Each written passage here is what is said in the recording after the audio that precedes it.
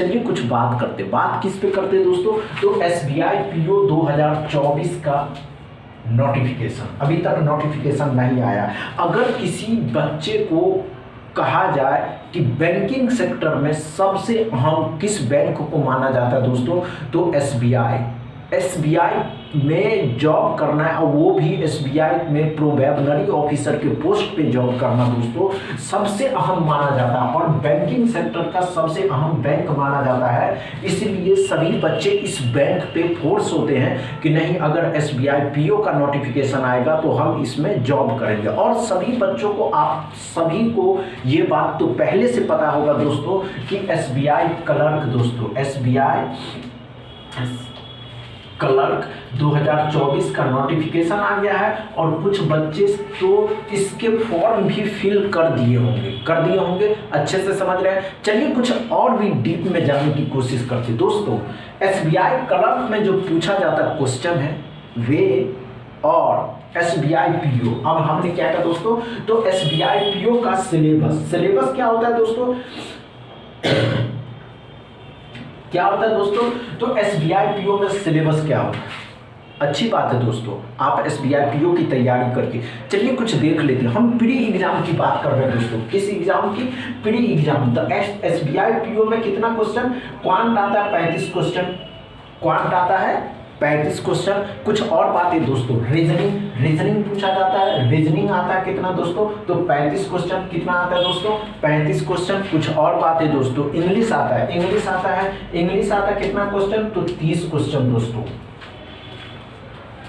ये बातें अच्छे से समझिए और एक बात सोच करके देखिए दोस्तों कि अगर एसबीआई पीओ में बैंकिंग सेक्टर का सबसे अहम बैंक माना जाता है और इसका जो सिलेबस है दोस्तों, क्वांट 35 क्वेश्चन के लिए हम रीजनिंग 35 क्वेश्चन के लिए, इंग्लिश 35 क्वेश्चन के लिए लड़ते हैं।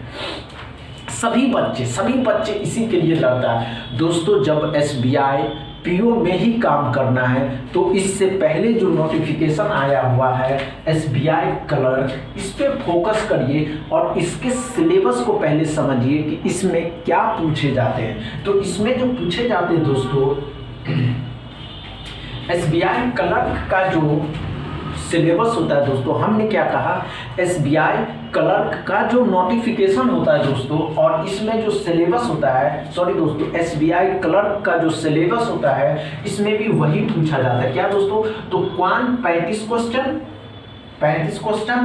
रीजनिंग दोस्तों 35 क्वेश्चन, इंग्लिश दोस्तों 30 क्वेश्चन।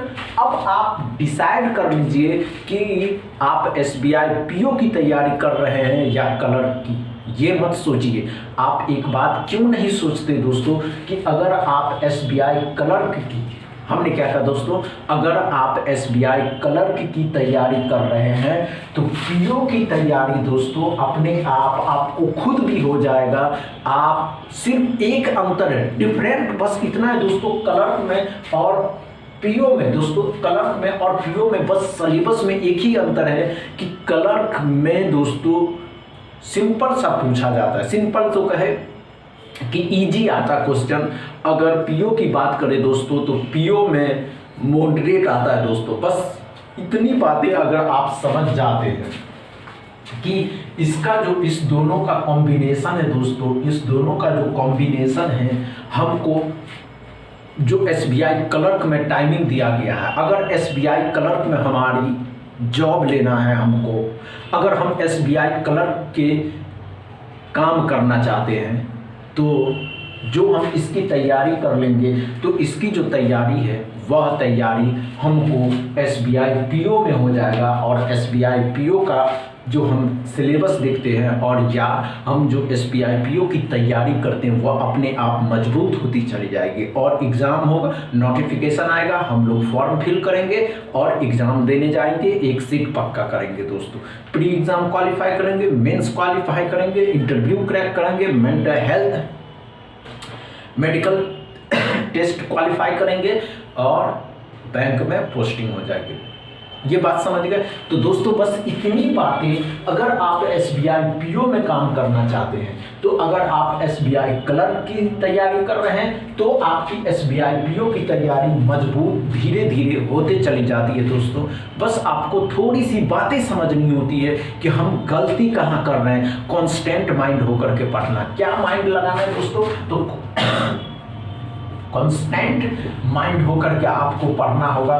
बस आप इतनी बातें सीख जाते हैं अच्छे तरीके से, जो आप कर लेते हैं तो एक जॉब मुट्ठी में आ जाएगा और आपके बॉडी पे सरकारी मोहर का थप्पा लगा दिया जाता है। समझ रहे हैं ना दोस्तों। बस इतना ही। वीडियो अच्छा लगा, वीडियो में कुछ सवाल बातें समझ में आई तो वीडियो को शेयर करिए, लाइक करिए, चैनल को सब्सक्राइब करिए। थैंक यू दोस्तों।